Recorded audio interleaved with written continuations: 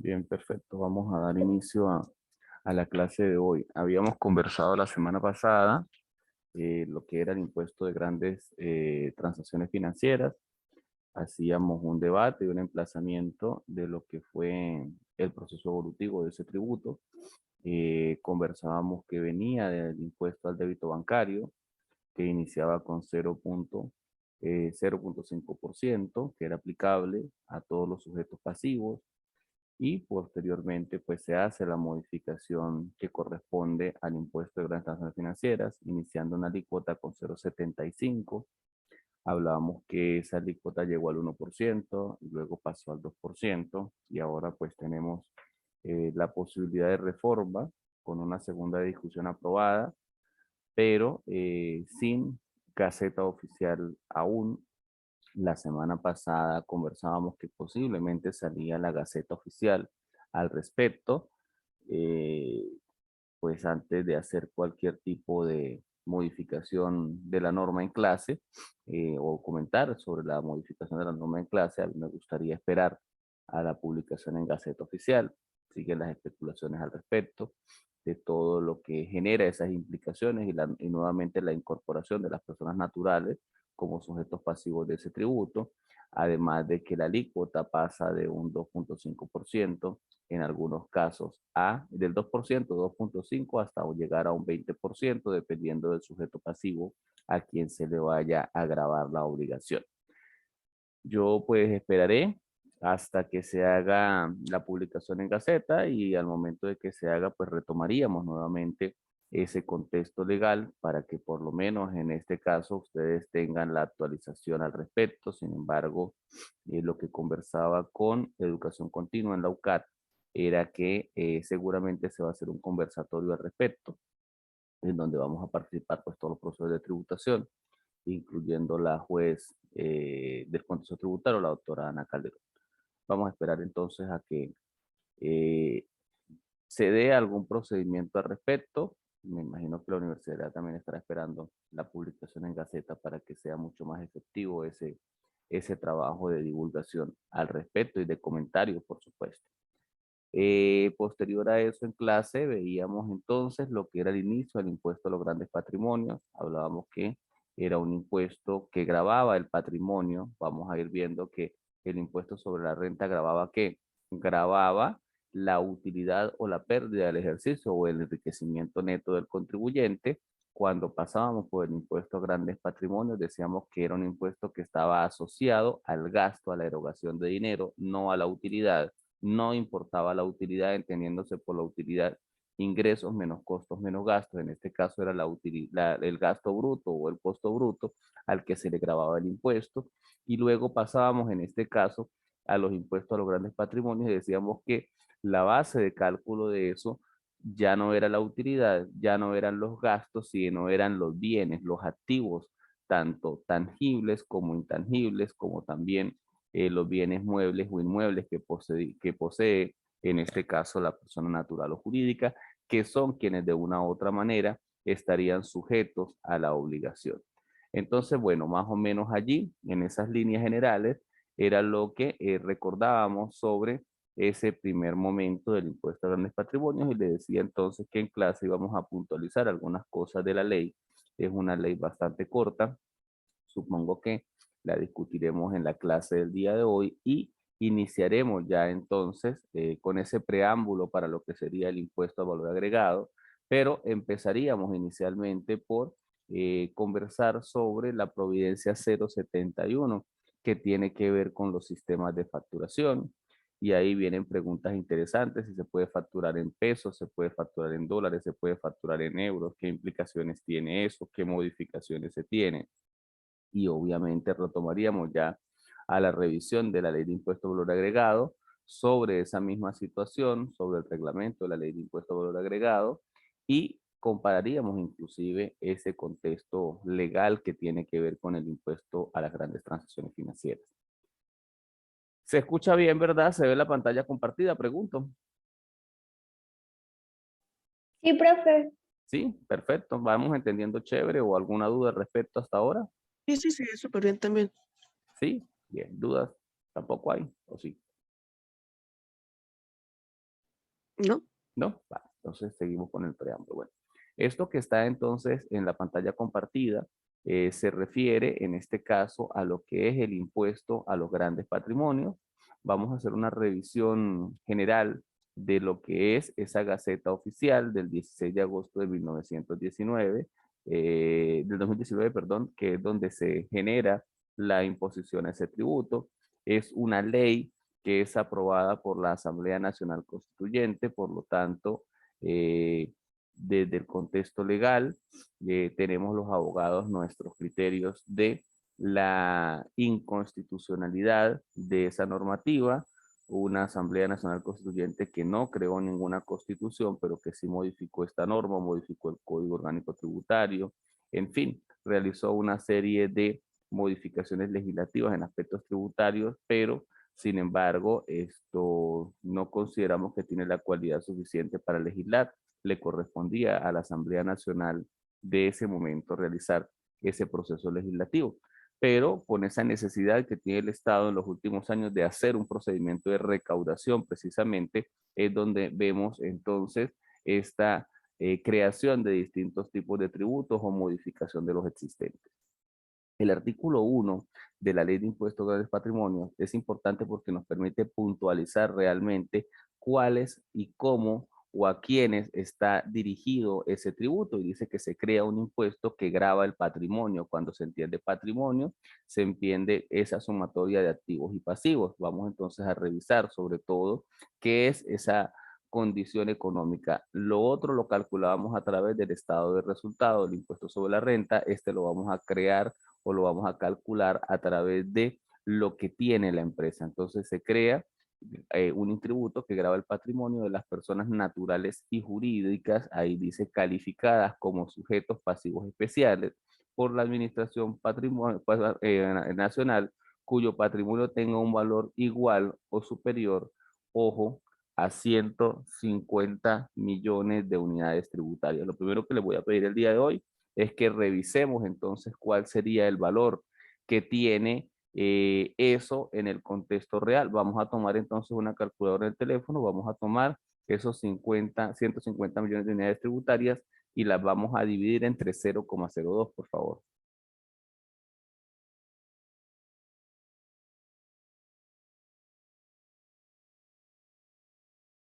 Profe, me da como 7.5 a la 9. No Creo, no sé, puede mi ser. teléfono colapsó.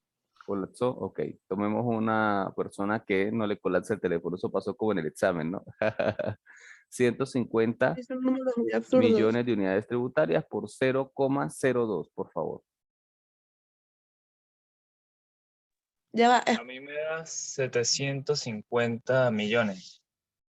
750 millones.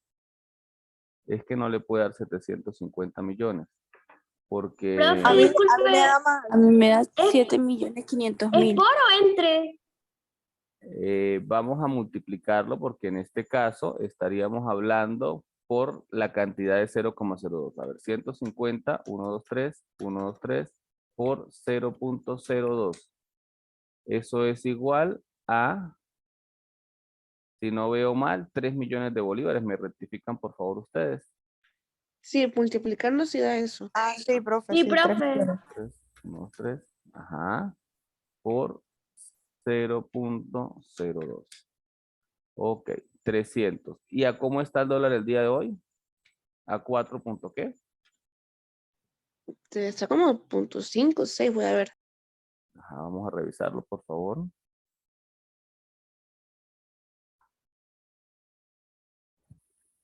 $48, 51, no sé. 58, profe, 4.58. 4,58. Estaríamos entonces hablando de un monto de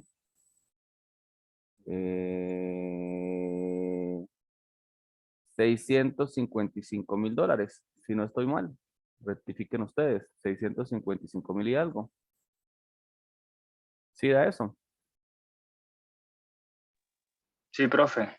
Eso significa entonces que un contribuyente, para que sea hasta el día de hoy sujeto pasivo donde se le aplique el impuesto a grandes patrimonios tiene que tener un patrimonio igual o superior ¿a cuánto? ¿A 600 qué? 55.000 dólares. 55.000. Eso es correcto. Si esa persona no tiene un patrimonio superior o igual a ese monto, ¿será contribuyente del impuesto a grandes patrimonios? ¿Sí o no?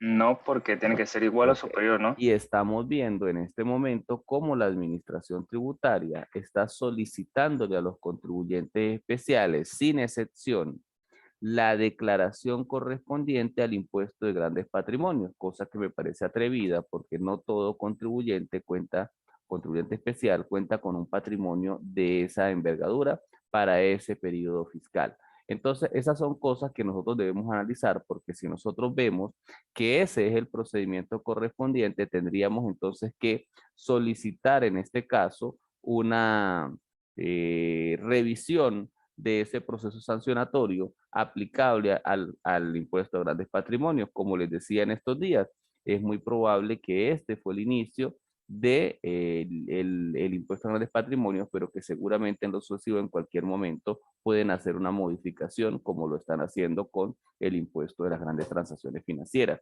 Pero para el efecto real de aplicación hasta el 16 de febrero del año 2022, no se puede hacer ningún tipo de exigencia a un contribuyente, por muy contribuyente especial que sea, de la declaración y pago de este tributo, dado que no cumple con esa primera condición, que es que tenga ese patrimonio superior o igual a 150 millones de unidades tributarias. Dice así el artículo 2 que la atribución y la competencia corresponde a la administración, recaudación y cobro de impuestos al Poder Nacional. Recordemos que los tributos pueden ser cobrados por el Ejecutivo Nacional, por las gobernaciones o por las alcaldías. En este caso sería un impuesto que tacha la contribución nacional. También sigue hablando entonces, este tributo es una ley muy corta. Uy, ya va, ¿qué pasó acá? Es una ley muy corta.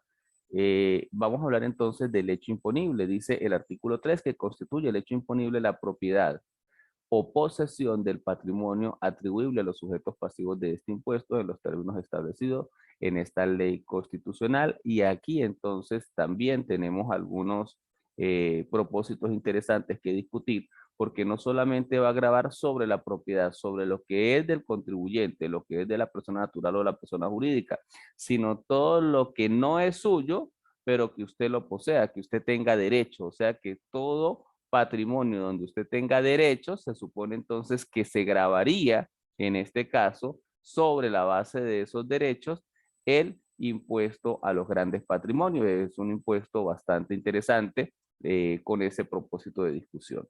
El artículo 4 dice que los sujetos pasivos calificados como especiales tributarán conforme a los criterios territoriales siguientes. Primero, las personas naturales y jurídicas calificadas como especiales, así como las entidades sin personalidad jurídica, residentes o domiciliadas en el país por la totalidad del patrimonio, cualquiera que sea el lugar donde se encuentren ubicados los bienes en que puedan ejercer estos derechos. Yo les decía en clase la semana pasada que era un tributo que gravaba todos los bienes que se encontraban dentro del territorio y fuera del territorio. Eso es una de las cosas que también es interesante que tenemos que tener en cuenta en este tributo. El numeral 2 de ese artículo 4 dice que las personas naturales y jurídicas especiales de nacionalidad extranjera, así como las entidades sin personalidad jurídica, en este caso por los bienes que se encuentren ubicados, o sea que sean personas nacionales o sean personas extranjeras, a cualquiera de las dos le vamos a gravar el tributo correspondiente a grandes patrimonios. El numeral 3 del artículo 4 dice que las personas naturales y jurídicas calificadas como especiales de nacionalidad venezolana no residentes o no domiciliadas en el país por los bienes que se encuentren ubicados en el territorio nacional, así como los derechos que puedan ejercer en el país. O sea que si es una persona natural no residente se encuentra fuera del país o una persona jurídica fuera del país, los bienes que tenga dentro del territorio gravarán entonces para cualquier efecto sobre el impuesto a los grandes patrimonios. Yo les decía en la clase pasada que muchos contribuyentes o muchas personas naturales estaban pasando a ser contribuyentes especiales. Es más fácil que una persona natural pase a tributar sobre el impuesto a grandes patrimonios que una persona jurídica, porque la persona natural generalmente tiene o mayor envergadura en sus bienes. En este caso estaríamos hablando que no solamente está su casa, está su carro, está de repente su finca, distintos negocios que pueda tener o acciones en diferentes negocios. Entonces, una de las cosas que uno debe tratar de asesorar a la comunidad de negocios es evitar que precisamente por alguna razón ese contribuyente en la condición de persona natural pase en algún momento a ser contribuyente especial, porque inmediatamente es una condición irreversible. Tendríamos la primera condicionante y si por cualquiera de las cosas ese contribuyente llegase a cumplir con el requisito de los 150 millones de unidades tributarias, automáticamente tendría que iniciar en el contexto de la realidad de la ley el pago de este tributo o al menos la declaración correspondiente del tributo. Artículo 6. Se considera que una persona natural calificada como pasivo especial residente en el país cuando ocurra cualquiera de las situaciones siguientes, que permanezca, y repetimos lo que decía la ley de impuestos sobre la renta, un periodo continuo o discontinuo superior a los 183 días del periodo de imposición. Ya eso lo veníamos resaltando en la ley de impuestos sobre la renta o en el decreto 1808 para definir cuándo una persona era residente o no. Miren el error que tiene la ley al momento de la impresión. Esta norma la imprimieron 3 veces porque siempre quedaba mal y entonces hacían una revisión de la misma y dice artículo 6 y empieza en el numeral 5. Eso es un error de la impresión de la ley. Debería empezar siempre en el numeral 1 para ese artículo, pero bueno, es así como quedó impresa al final la normativa que corresponde al tributo. El 6 del 6, que no debería de ser 6, sino 2, dice, se encuentra en el país en el núcleo principal o en la base de sus actividades o intereses económicos de forma directa o indirecta y que tenga nacionalidad venezolana, o sea, funcionario público, trabajador del servicio del Estado, aun cuando el núcleo principal o la base de sus actividades o intereses económicos se encuentra en el extranjero. Ahí se está refiriendo a las personas naturales. No me importa si estás acá, no me importa si estás en el extranjero. Lo único que me interesa a mí es que tenga bienes para que sea un sujeto pasivo de este tributo, y finalmente dice que tenga nacionalidad venezolana y acredite su nueva residencia fiscal en un país o territorio calificado como de baja imposición fiscal. O sea que si estamos en un paraíso fiscal, en este caso, existen diferentes lugares donde el propósito impositivo es inferior, pues en cualquiera de los casos eso no te exime de la responsabilidad del pago de el tributo de grandes patrimonios en Venezuela. Vas a ser un sujeto pasivo de ese tributo.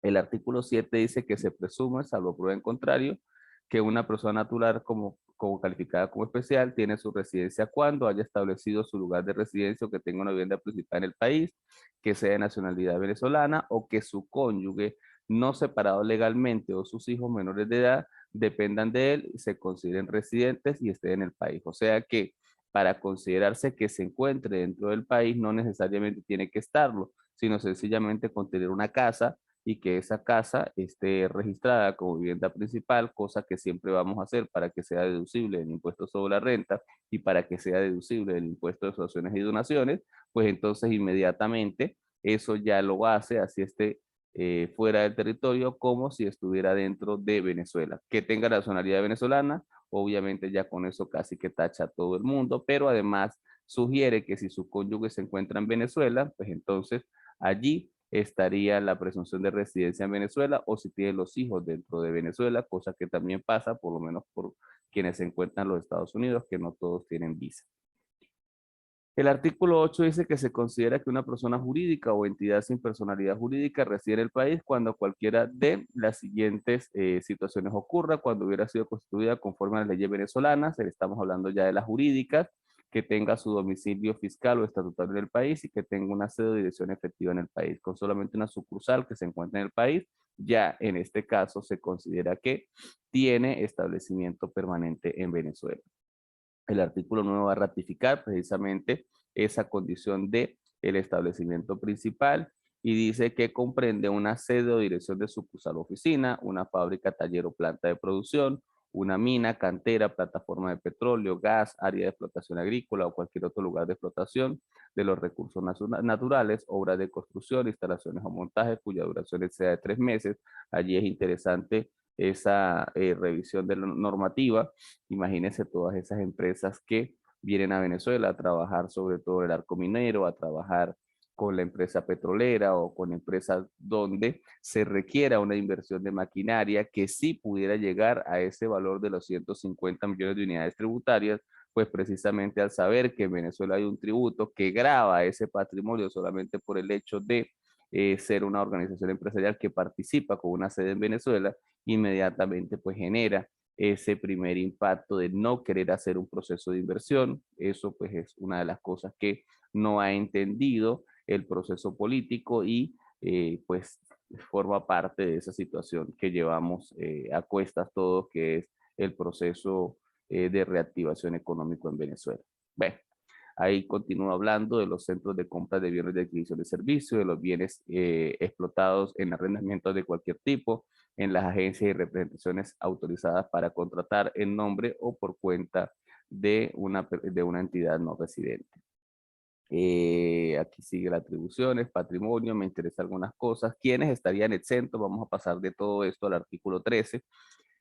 ¿Quiénes no aplicaría en este caso ese tributo? Y te empieza diciendo que la República, obviamente el mismo Estado no va a tributar el impuesto a grandes patrimonios, el Banco Central de Venezuela, que casi que en todas las normas también queda exento de ese tipo de obligación, los entes descentralizados funcionalmente, la vivienda registrada como principal ante la administración tributaria, no va a tachar impuestos sobre la renta, pero sí va, como lo decíamos anteriormente, a significar el asiento permanente o la residencia en Venezuela. Entonces, para una cosa no es buena, pero para la otra sí. El quinto, el ajuar doméstico, entendiéndose tal por los efectos personales del hogar, utensilios domésticos y demás bienes muebles de uso particular del contribuyente, ¿cierto? Los bienes a que se refiere el artículo 20 de esta ley constitucional. Recordemos lo que decía al inicio, se habla de ley constitucional con pues las dudas de que tenga pues su condición legal. El 6, las prestaciones sociales y demás beneficios derivados de las relaciones laborales, incluyendo aportes y rendimiento de los fondos de ahorro, cajas de ahorro de los trabajadores y trabajadoras.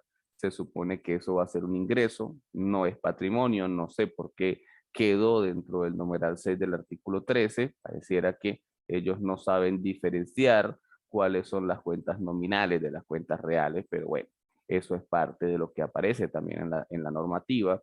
El 7 habla de los bienes y derechos de propiedad comunal. Eso no existe. La Constitución no establece ni ha establecido en ningún momento ese contexto de propiedad comunal.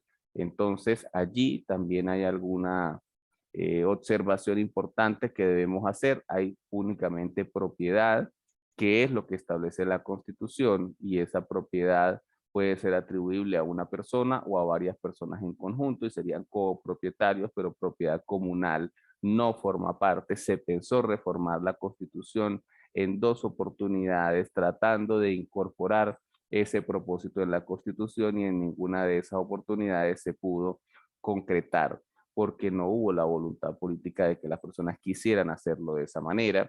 El 8 habla de los activos invertidos en actividades agrícolas, pecuarias, alícuotas piscícolas, pesqueras, siempre que éstas sean actividad principal del contribuyente o se realicen a nivel primario. La obra propia de los artistas mientras sean la propiedad del autor, o sea, el mismo artista que realiza los cuadros, y los bienes situados en el país por las misiones diplomáticas, consulares extranjeras en la medida de las limitaciones que establezcan. Como vemos, toda normativa siempre va a tener entonces un propósito de exenciones y también entonces el artículo 14 genera la posibilidad de que el presidente de la República genere todas las exoneraciones que considere interesante y allí deja entonces allí abierta esa posibilidad.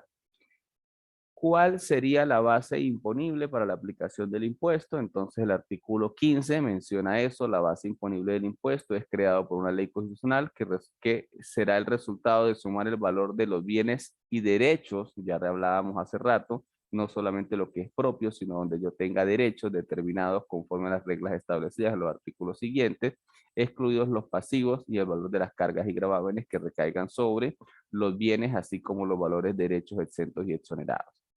el valor atribuible de los bienes en el país, y aquí es algo que conversaba yo en clase, no va a ser el valor histórico, sino va a ser el valor de mercado. Y dice el valor atribuible de los bienes, el artículo 16, urbanos o rurales situados en el país será el mayor que resulte de la aplicación de cualquiera de los siguientes parámetros. Y allí es donde vamos a utilizar entonces para ese cálculo esas cédulas fiscales, porque es la única forma de determinar ese valor. Sin embargo, ese artículo 16 menciona estos tres numerales. El primero, el valor asignado en catastro municipal, que ese valor es siempre irrisorio, va a estar por debajo.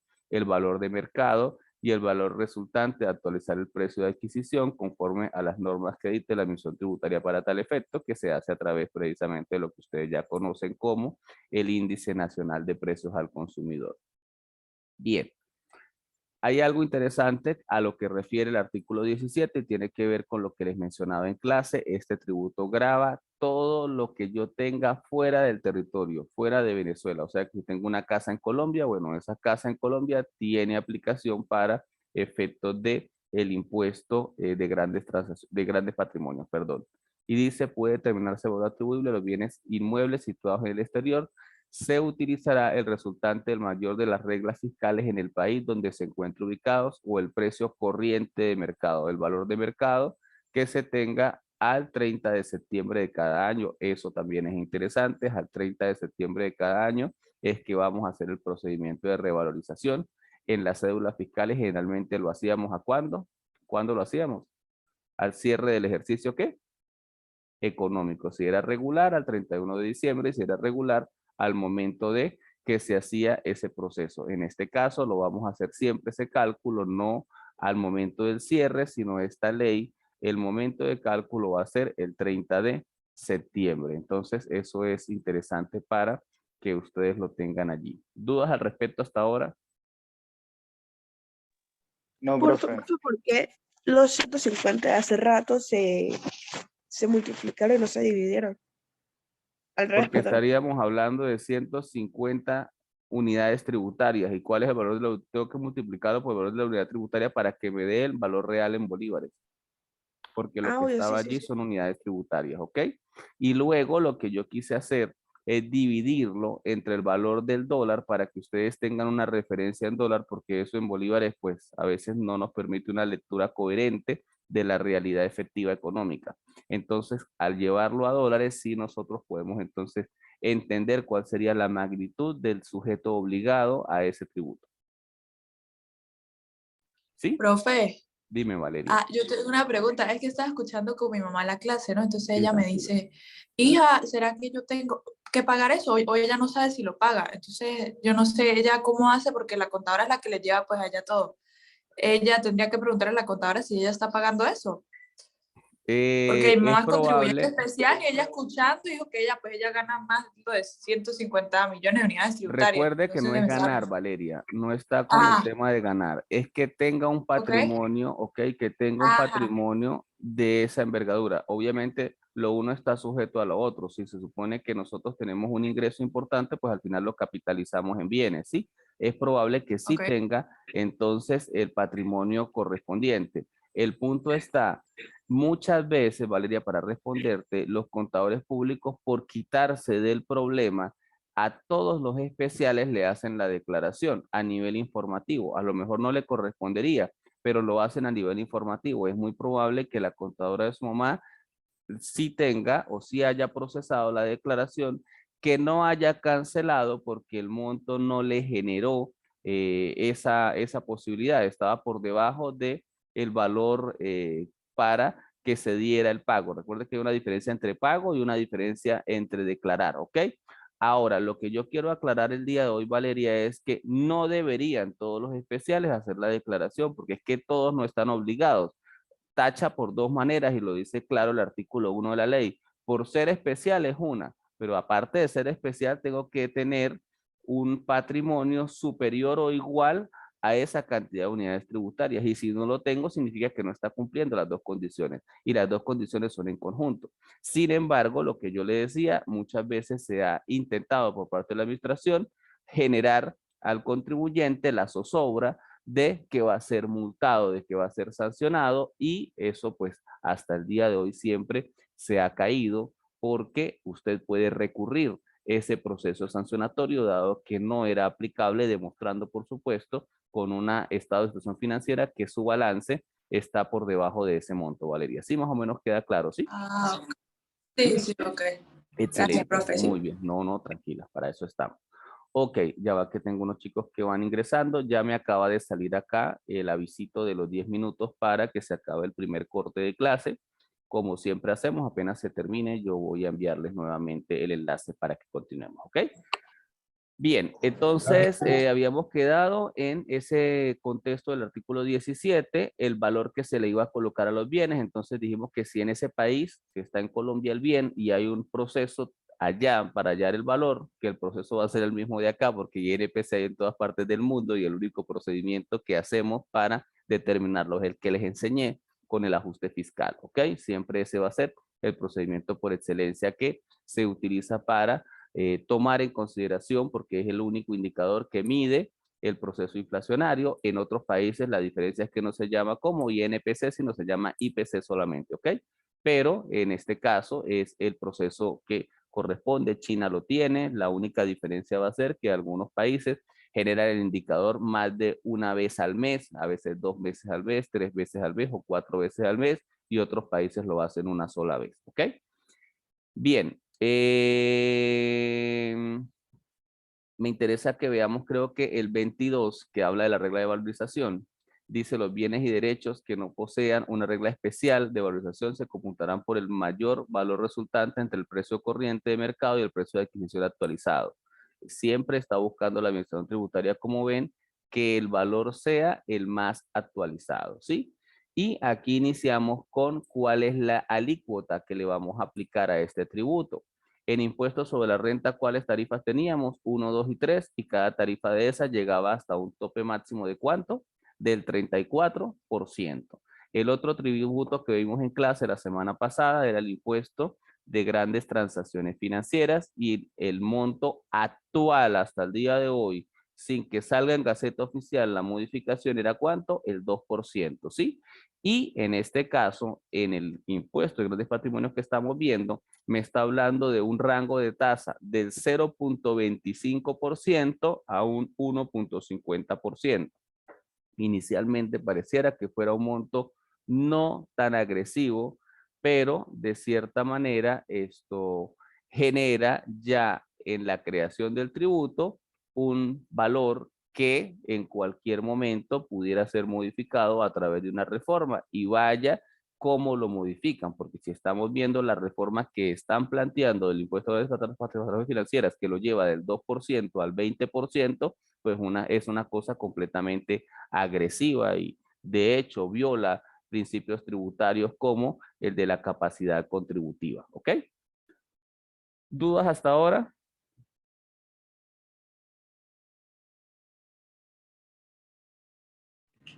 No, profe. ¿No? Si yo les hago por lo menos una pregunta de examen y les pregunto, compáreme las alícuotas de los 3 tributos que hemos visto, ¿eso quedaría claro?